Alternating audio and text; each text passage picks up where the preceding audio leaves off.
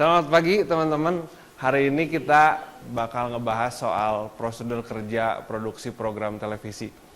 Ini merupakan mata kuliah lanjutan ini merupakan materi lanjutan dari mata kuliah studio program televisi pendidikan dan non berita. Yang sebelumnya di semester sebelumnya teman-teman sudah mengontrak mata kuliah studio program televisi berita.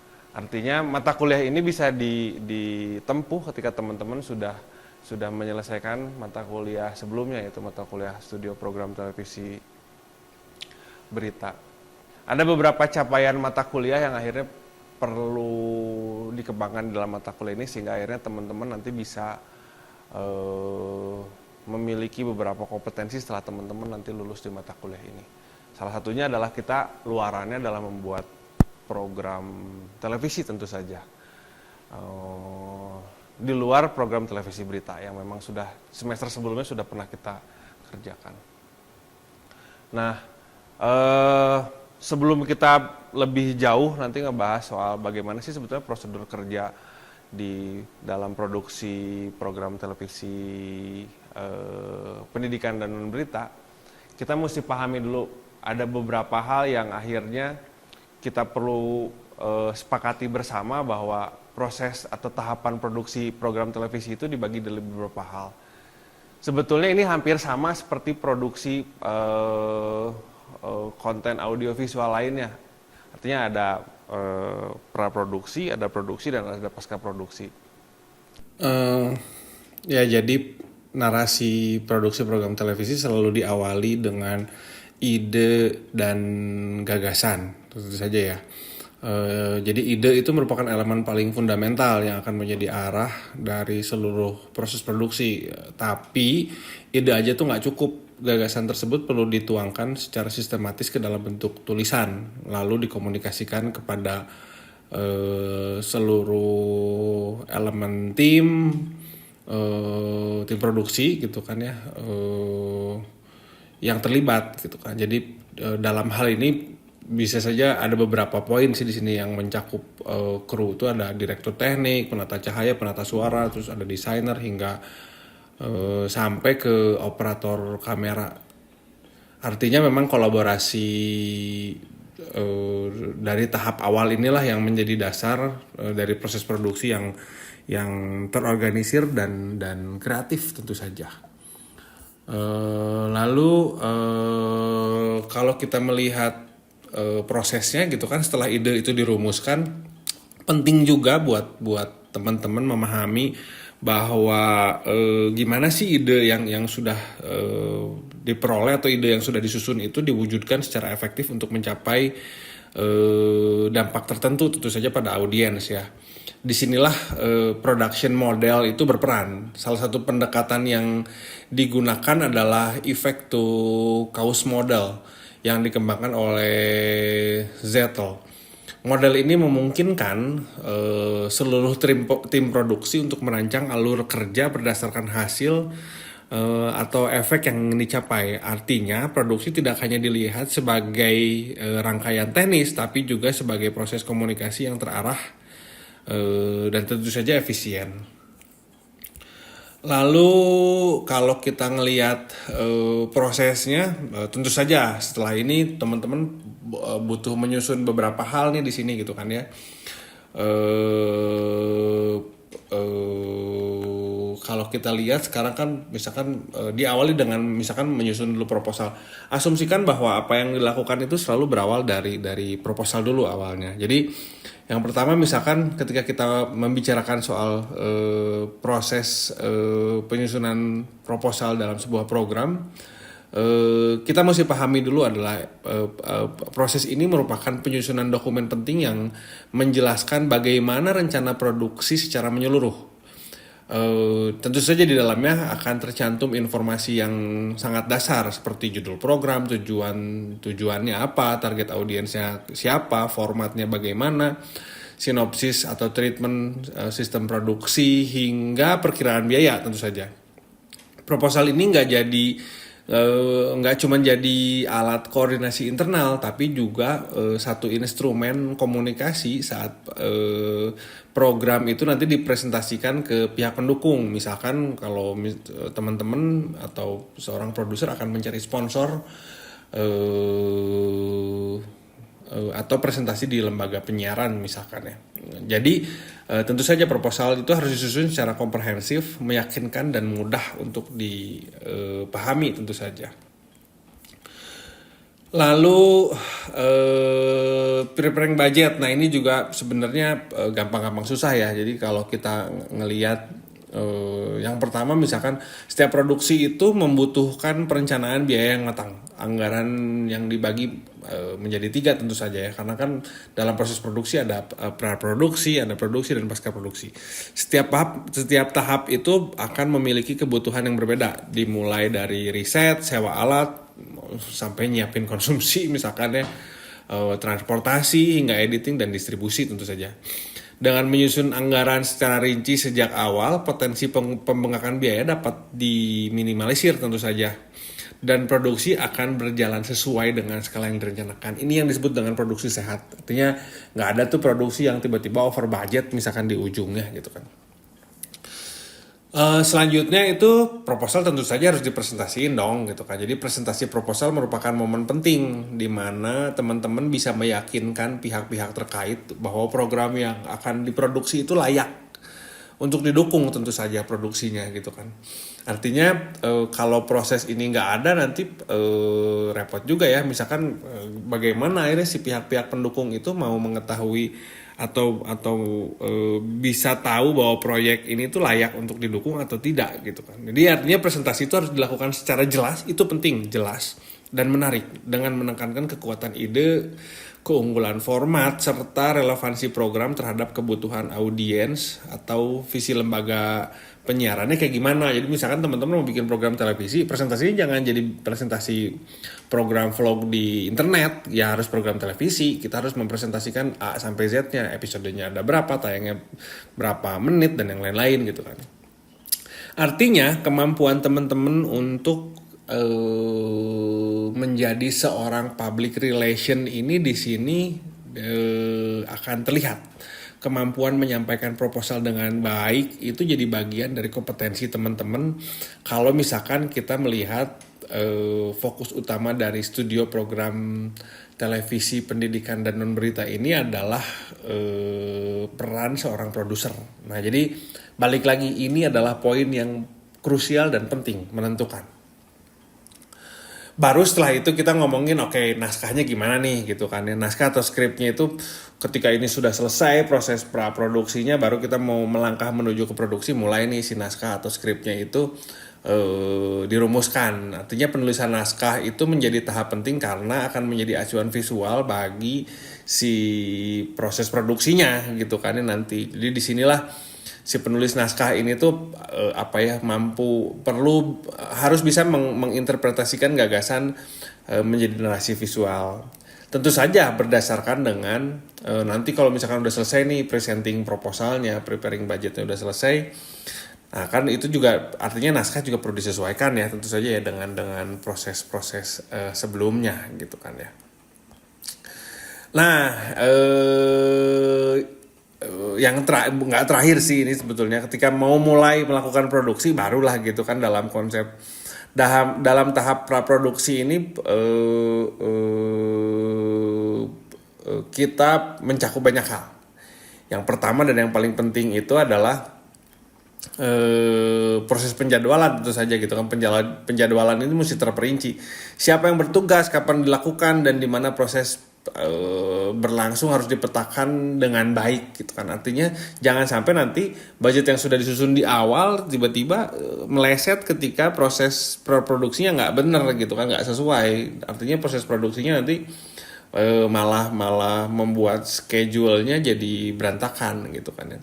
Artinya selain pemetaan yang tadi, jadwal produksi juga harus meliputi beberapa hal di sini, kayak misalkan pengumpulan kru gitu kan, persiapan alat dan properti, izin, perencanaan promosi gitu kan ya. Jadi ini juga nggak intinya harus harus semuanya harus mengedepankan efisiensi. Tapi harus memastikan bahwa semua proses ini berjalan lancar dan profesional gitu. Jadi intinya tugas seorang produser itu dari A sampai Z sebetulnya, dari awal mula pre-production sampai nanti ujungnya ketika post production kita ngomongin distribusi juga bakal peran produser itu bakal sampai ke sana gitu. Kita akan melihat bahwa ketika proses ide itu dijabarkan menjadi pesan apa sih sebetulnya yang disampaikan ke target audiens. Poin pentingnya adalah target audiensnya seperti apa. Artinya kita mesti melihat kecenderungan penonton itu seperti apa saat ini. Kita banyak melihat program televisi sekarang gitu kan ya. Saya ambil contoh kasus banyak banget, misalkan saya sering bilang bahwa kenapa sih program-program acara dangdut yang jumlah durasinya panjang banget gitu kan ya, dari prime time itu dari jam 6 sore kalau nggak salah sampai jam hampir tengah malam, peminatnya banyak gitu kan ya. Artinya kan si stasiun televisi itu ketika menjabarkan ide, dia sudah tahu siapa sebetulnya target audiensnya, siapa yang akan jadi target audiensnya. Beda dengan beberapa kasus penayangan televisi misalkan ya, ketika program itu dibuat terlalu tinggi gitu kan, kita ambil contoh kasus Net TV misalkan ya, ketika Net TV membuat acara yang menggunakan proses produksi yang sangat high definition misalkan ya, tapi ternyata target audiensnya nggak nyampe, toh pada akhirnya juga proses penyampaian pesannya nggak sampai gitu kan, karena kita balik lagi ketika kita ngomongin soal proses produksi di dalam program televisi, kita mesti melihat target audiensnya seperti apa, bagaimana akhirnya pesan yang disampaikan itu bisa balik lagi ke idenya. Dia akan looping jadinya.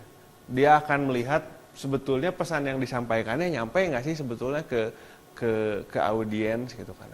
Makanya di dalam konteks teori komunikasi ada yang disebut dengan uses and gratification. Hari ini kita melihat bahwa konsep audiens itu nggak diam. Kita ketahui bersama-sama, kita amini dulu nih, sepakati dulu bersama-sama bahwa konteks televisi itu adalah turunan dari konsep media massa, di mana media massa itu merupakan sebuah proses penyampaian pesan kepada khalayak yang luas. Artinya ketika media massa itu pertama kali dimunculkan, konsep komunikasinya itu satu arah sebetulnya. Bagaimana akhirnya si ide yang disampaikan dalam bentuk pesan itu disampaikan oleh media-media seperti televisi berbentuk satu arah. Kita sebagai penonton itu sebetulnya kita cuma menerima doang, jadi receivernya doang.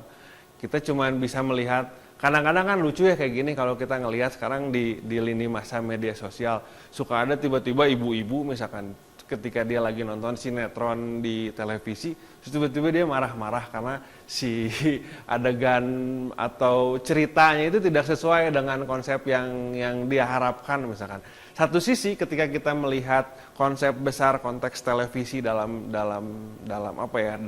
skema media massa gitu kan ya, kita melihat bahwa pemahaman audiens di sini adalah audiens yang hanya menerima informasi, menerima pesan.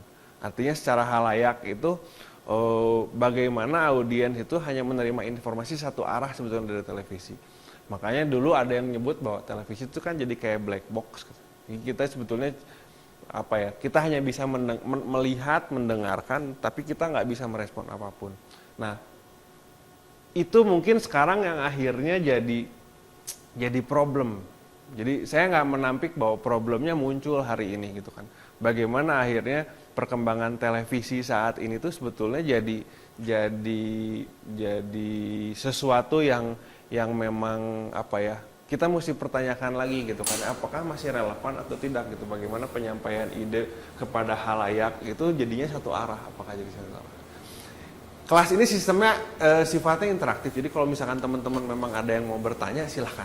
Jadi kalau misalkan gitu. Pak, saya mau tanya pandangan Bapak gimana terhadap program televisi yang menurut saya di zaman sekarang tuh udah ada di ujung ada di ujung tanduk gitu, karena sudah banyak bersaing dengan media baru lainnya gitu. Nah, pandangan Bapak terhadap fenomena itu gimana?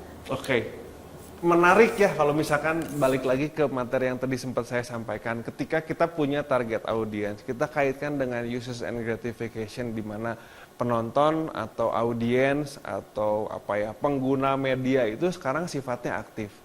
Saya coba compare nih sekarang gitu kan ya, bagaimana televisi yang tadinya konteks materi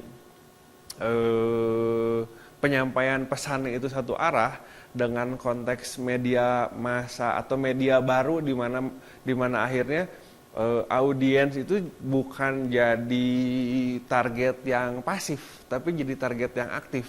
Artinya kan sesederhana kalau misalkan kita lihat media baru sekarang kan ada kolom komen, ada kolom like, share, komen dan yang lain-lain. Nah, artinya memang saya tidak menyepakati 100% ya, tapi menarik ketika kita membahas tadi statementnya Anjani mengatakan bahwa ini gimana nih industri televisi sekarang lagi ada di ujung tanduk. Di ujung tanduknya konteksnya di mana nih gitu kan ya. Mungkin ada di bagian target audiensnya, ketika audiens sekarang sudah mulai aktif. Mereka sekarang sudah mulai membutuhkan interaksi di dalam konteks media yang mereka peroleh gitu kan. Pertama itu, terus kedua juga kan kalau saya coba balik lagi ketika saya membaca dulu misalkan gini, Marshall McLuhan itu pernah bilang bahwa ketika internet atau teknologi internet muncul, itu dikatakan bahwa the death of konvensional mass media, artinya media massa yang konvensional itu katanya bakal mati dalam tanda kutip ketika ada internet gitu kan ya. Satu sisi saya menyepakatinya, tapi di sisi lain kita juga mesti melihat bahwa bagaimana peran-peran media massa konvensional itu juga masih tetap relevan dan cukup penting sampai dengan hari ini. Kayak misalkan gini, ketika kita melihat target audiens itu aktif, tidak pasif gitu kan ya. Artinya proses penyampaian pesan itu bisa terjadinya interaksi. Artinya ada dua sudut, dua arah gitu kan ya, dua arah proses komunikasi. Satu sisi itu menarik. Beda dengan media massa konvensional di mana audiens itu hanya menerima pesan saja. Nah, cuman kita juga mesti melihat beberapa hal, misalkan kayak gini. Saya ambil contoh sederhana. Kalau misalkan kita membaca surat kabar cetak zaman dulu gitu kan, ketika ada salah penulisan satu informasi, salah penulisan nama atau salah penulisan beritanya atau apapun gitu kan, mereka harus menunggu cetakan atau terbitan selanjutnya untuk menuliskan, ada kayak kolom revisi biasanya di edisi selanjutnya. Tapi dengan konteks teknologi hari ini gitu kan ya, penyampaian media massa hari ini gitu kan, ketika ada pesan yang salah disampaikan gitu kan, itu kan bisa langsung real time hari itu juga atau saat itu juga diselesaikan ya. Saya kasih sedikit diagram, ada diagram menarik sebetulnya. Bentar ya. Agak panjang, sebentar.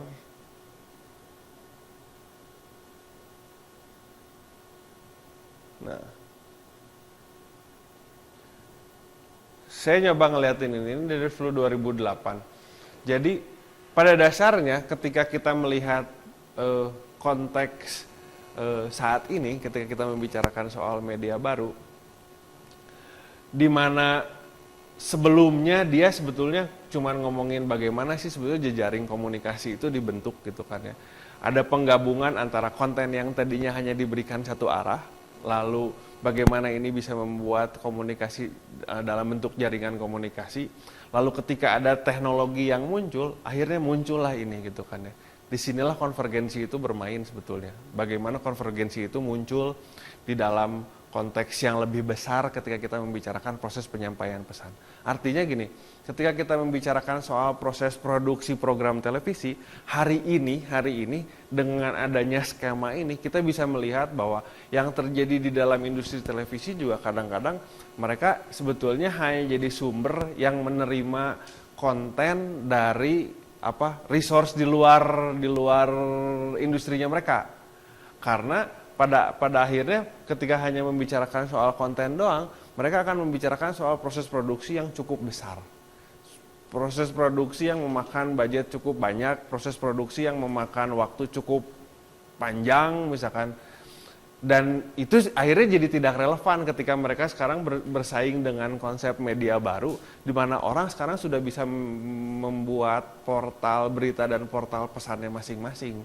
Artinya ketika teknologi itu ada di genggaman tangan kalian sendiri gitu kan, nah saingannya industri televisi itu dengan sama yang ada di tangan kalian gitu kan.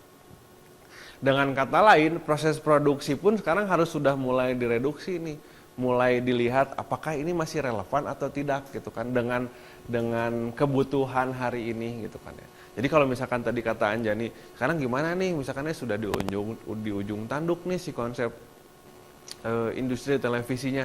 Saya pikir industri televisi itu pasti masih bakal tetap bisa berjalan dengan catatan mereka mau melakukan skema ini gitu kan. Dengan catatan mereka mau melakukan proses konvergensi, lalu mereka memahami bahwa target audiens yang mereka gunakan sekarang itu atau gunakan sampai dengan hari ini bukan target audiens yang diam atau pasif gitu kan, tapi mereka juga paham bahwa target audiens yang mereka coba reach tuh coba digapai sekarang tuh dijangkau sekarang tuh adalah target audiens yang aktif gitu kan. Jadi mereka juga teman-teman terutama gitu kan ketika sekarang sedang merancang program televisi, kita mesti berpikirnya bukan hanya merancang sebuah program yang menyampaikan pesan dalam bentuk satu arah, tapi bagaimana akhirnya program ini juga bisa menjadi interaksi yang bisa mengajak target audiensnya jadi lebih masuk ke dalam programnya. Saya coba balik lagi ke sini sebelum saya tutup materi hari ini gitu kan ya. Karena nanti ujungnya teman-teman harus membuat satu rancangan. Itu sebetulnya yang akan teman-teman lakukan di dalam beberapa pertemuan ke depan. Sebelum akhirnya nanti di akhir pertemuan semester ini teman-teman membuat satu program yang memang sudah dirancang dari awal gitu kan ya.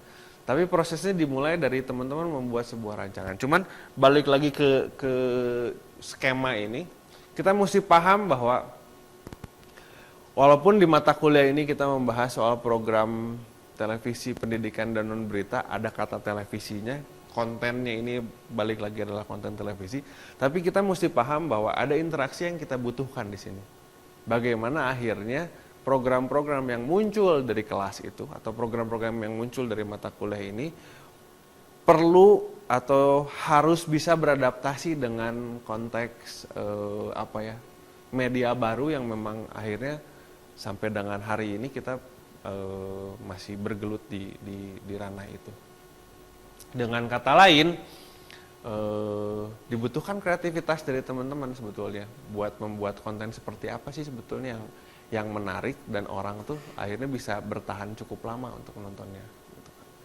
Ya kita akui bersama-sama bahwa konten dangdut yang ada di salah satu stasiun televisi itu kan jadinya sangat menarik. Tapi kan kita lihat juga target audiensnya siapa. Artinya teman-teman juga bukan hanya membuat konten yang baik, tapi teman-teman mesti bisa menentukan siapa yang akan jadi target audiensnya.